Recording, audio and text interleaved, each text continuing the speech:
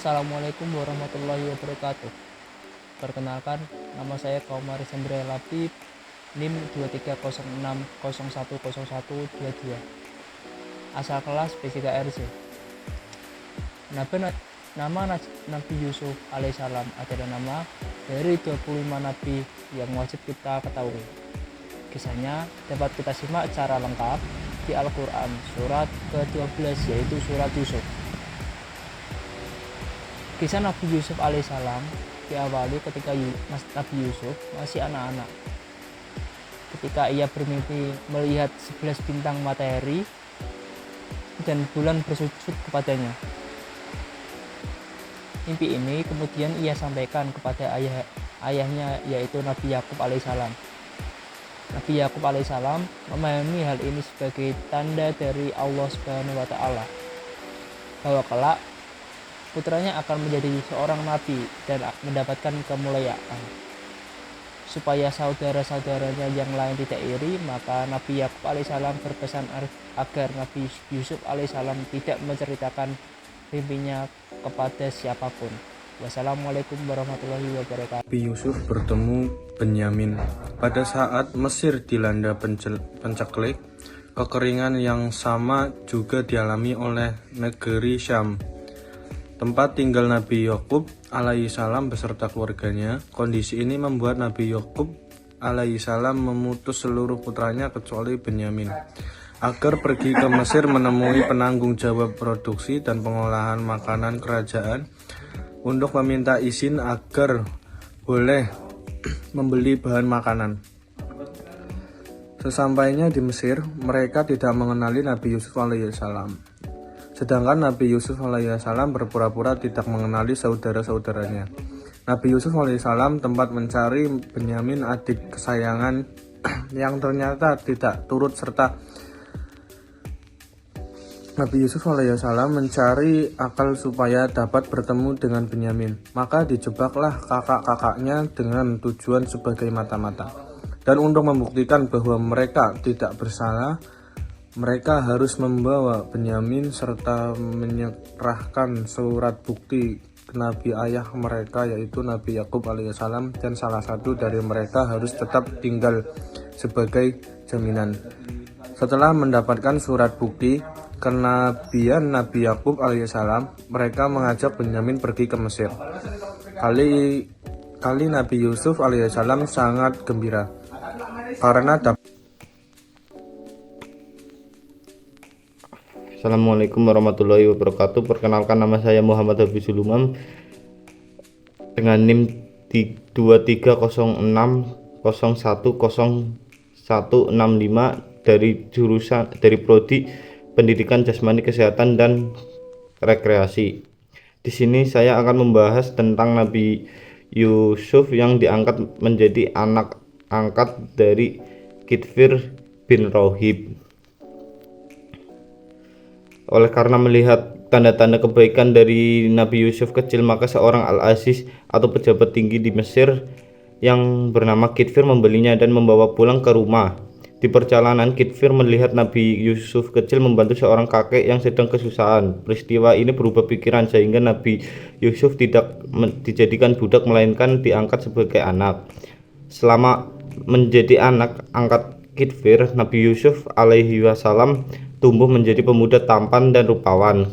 Keindahan rupa Nabi Yusuf inilah yang membuat para perempuan Mesir terpesona sehingga Nabi Yusuf alaihi wasallam akan selalu menutup wajahnya saat berpapasan, kecuali kepada istri Kitfir, yaitu Zulaiha, yang telah merawat dan membesarkannya. Suatu hari setan datang membujuk, tiba-tiba Zulaiha terpesona dengan ketampanan Nabi Yusuf alaihi wasallam.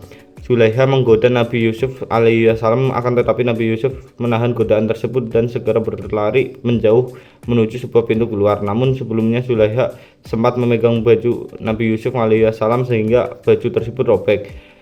Ketika Nabi Yusuf membuka pintu, ternyata Kitfir secara kebetulan sedang berada di depan pintu untuk menghindari kemarahan Kitril.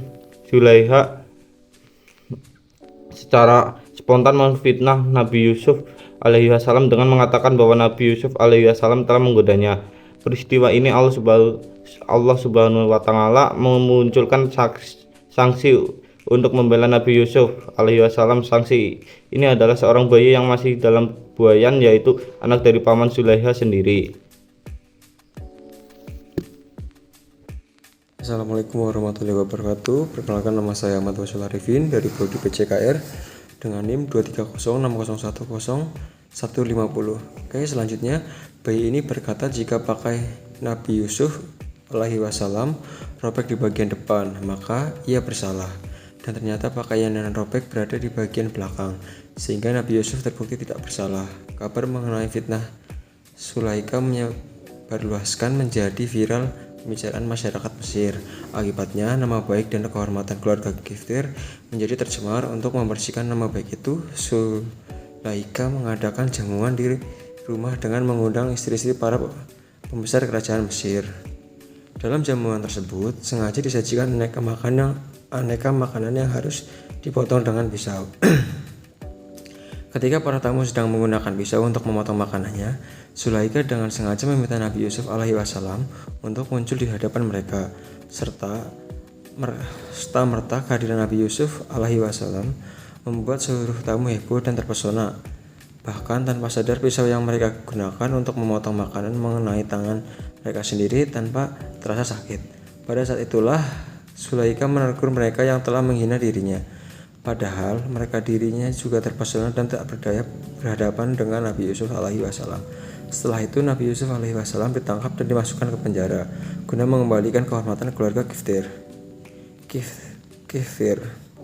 Nabi Muhammad pernah bersabda bahwa Nabi Yusuf alaihi wasallam dikaruniai separuh ketampanan umat manusia. Para sahabat meriwayatkan bahwa maksud separuh tersebut adalah separuh dari ketampanan Nabi Adam alaihi wasallam. Nabi Adam alaihi wasallam adalah manusia yang paling tampan karena diciptakan langsung oleh Allah Subhanahu wa taala di surga. Terima kasih. Assalamualaikum warahmatullahi wabarakatuh. Saya Ramania Pranaja dengan NIM 23060100139, Prodi PJKR C. Nabi Yusuf menafsirkan dua mimpi pegawai istana. Nabi Yusuf alaihissalam dimasukkan ke dalam penjara bersama dengan dua orang pegawai istana di kerajaan Mesir. Seorang adalah penyaji minuman istana dan seorang lagi adalah pembuat roti istana. Dikisahkan bahwa mereka berdua berniat meracuni raja, tetapi penyaji minuman mengurungkan niatnya, sedangkan pembuat roti mencampurkan racun pada makanan raja. Peristiwa ini diketahui oleh pengawal kerajaan dan akhirnya keduanya dicebloskan ke dalam penjara Mesir. Penyaji minum dan pembuat roti inilah yang menjadi orang-orang pertama yang mendengarkan dakwah Nabi Yusuf alaihissalam agar meninggalkan berhala dan hanya menyembah Allah Subhanahu wa taala. Suatu hari mereka bermimpi dan menceritakan mimpinya kepada Nabi Yusuf alaihissalam. Penyaji minum bermimpi dirinya meremas anggur ke dalam milik raja, kemudian menyajikan kepada raja dan raja meminumnya. Pembuat roti bermimpi dia sedang keluar dari dapur sambil membawa keranjang di atas kepalanya. Roti dan beraneka jenis makanan yang ada di dalam keranjang tersebut dimakan oleh burung buas. Setelah menyampaikan mimpi-mimpi masing mereka, meminta Nabi Yusuf alaihissalam untuk menafsirkannya. Nabi Yusuf alaihissalam menjelaskan bahwa salah seorang di antara mereka akan dibebaskan, jabatannya dikembalikan dan diperlakukan dengan baik oleh raja karena kejujurannya. Sedangkan yang lainnya akan dipecat dan dihukum berat karena pengkhianatannya. Tafsir mimpi ini ternyata menjadi kenyataan. Pembuat roti dipecat dan dihukum berat karena roti yang disajikan terbukti mengandung racun. Sedangkan penyaji minum dibebaskan dan mendapatkan lagi kejabatannya karena ia secara jujur menjelaskan bahwa pada awalnya ia ditugaskan meracuni minuman raja, namun ia tidak dapat melakukannya. Oleh karena itu, tidak ditemukan racun di dalam minuman. Assalamualaikum warahmatullahi wabarakatuh.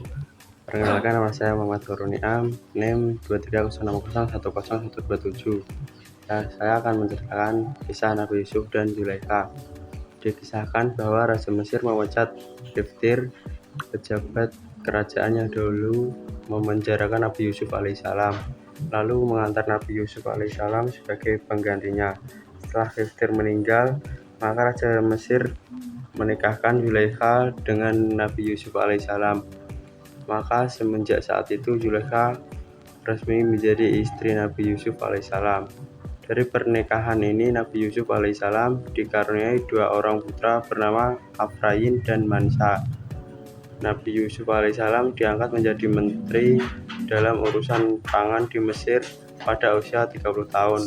Terdapat kisah suatu ketika Raja Mesir mengajaknya berbicara dengan menggunakan 70 bahasa dan Nabi Yusuf alaihissalam mampu mengimbanginya dengan tata bahasa yang sangat baik.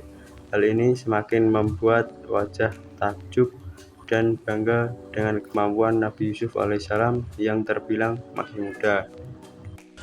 Nabi Yusuf diangkat menjadi menteri saat berada di istana. Nabi Yusuf alaihissalam mengusulkan agar raja segera memerintahkan semua penduduk Mesir membangun tempat penyimpanan bulir gandum, menanam gandum selama 7 tahun sampai datang masa kekurangan pangan. Nabi Yusuf alaihissalam juga meminta agar gandum yang dihasilkan nantinya tidak dimakan semuanya, akan tetapi disisihkan sebagian. Kemudian rakyat Mesir diwajibkan menjemur bulir gandum sampai kering sebelum disimpan. Selain itu, bulir gandum harus dibiarkan tetap utuh beserta kulitnya. Ternyata benar, bulir gandum yang kering dan kulitnya tidak terbuka memang lebih tahan lama dibandingkan dengan gandum basah dan terbuka kulitnya. Pengetahuan Nabi Yusuf alaihissalam telah membuat Raja Mesir kagum dan mengangkatnya menjadi penanggung jawab produksi dan pengelolaan makanan meliputi seluruh wilayah kekuasaan kerajaan Mesir. Raja memberinya cincin stempel kerjaan pakaian dari sutra mahkota emas dan kendaraan khusus. Wafatnya Nabi Yusuf alaihissalam. Nabi Yusuf alaihissalam adalah anak dari Nabi Yakub alaihissalam, cucu Nabi Allah Ishak alaihissalam, dan cicit Nabi para Nabi yang sekaligus sahabat Ar-Rahman, Karib Ar-Rahman, Nabi Ibrahim alaihissalam. Nabi Yusuf alaihissalam dianugerahi seluruh keelokan yang dimiliki manusia. Dia dikaruniai ketampanan dan kerupawanan, kejernihan wajah dan kebersihan kulit yang tidak terperi. Sampai-sampai seluruh dunia mengetahui ketampanannya dan keindahan parasnya. Dia mewarisi paras menawan dari kakeknya Ishak. Sebab kata Ishak dalam bahasa Ibrani berarti orang yang tertawa. Ishak mewarisi paras yang sangat menawan dari ibunya, yaitu Sarah, yang konon cantiknya separuh dari kecantikan Hawa. Setelah nikmat itu sempurna bagi Yusuf alaihissalam, dan setelah mendekat kepadanya yang dekat dan yang jauh, dan setelah bersujud kepadanya saudara-saudaranya serta ayahnya sebagai bentuk penghormatan dan kekaguman. Hal ini diperbolehkan dalam syariat mereka, tetapi telah diharamkan oleh Islam. Dia pun berdoa kepada Allah dengan doa berikut. Tuhanku, sesungguhnya Engkau telah menganugerahkanku kepadaku sebagian kekuasaan dan telah mengajarkan kepadaku sebagian takwil mimpi. Wahai Tuhanku, pencipta langit dan bumi, sungguhnya Engkaulah pelindungku di dunia dan di akhirat. Wafatkanlah aku dalam keadaan muslim dan gabungkanlah aku dengan orang yang saleh. Quran Surat Yusuf ayat 101. Yusuf yang mengharapkan kematian itu dipanjatkan saat dia dalam pembaringan menjelang kematiannya. Ini boleh dilakukan saat menjelang kematian menurut kesepakatan ulama. Jika ternyata kedua arti tersebut sama-sama tidak tepat, mungkin saja memohon kematian diperbolehkan dalam syariat mereka. Namun dalam Islam tidak diperbolehkan mengharapkan kematian kecuali jika khawatir ketimpa fitnah atau keburukan. Sebagaimana diriwayatkan Nabi Shallallahu Alaihi Wasallam, beliau berdoa, dan jika engkau menghendaki suatu fitnah, keburukan bagi suatu kaum, cabutlah nyawaku dalam keadaan tidak tertimpa fitnah itu. Adapun dalam kondisi selamat dari fitnah atau keburukan, doa memohon kematian tidak boleh. Nabi kita Muhammad SAW bersabda, jangan sampai ada dari kita Jangan sampai ada di antara kalian yang mengharapkan kematian lantaran suatu kerugian yang menimpanya. Bisa jadi dia berbuat kebaikan jika tetap hidup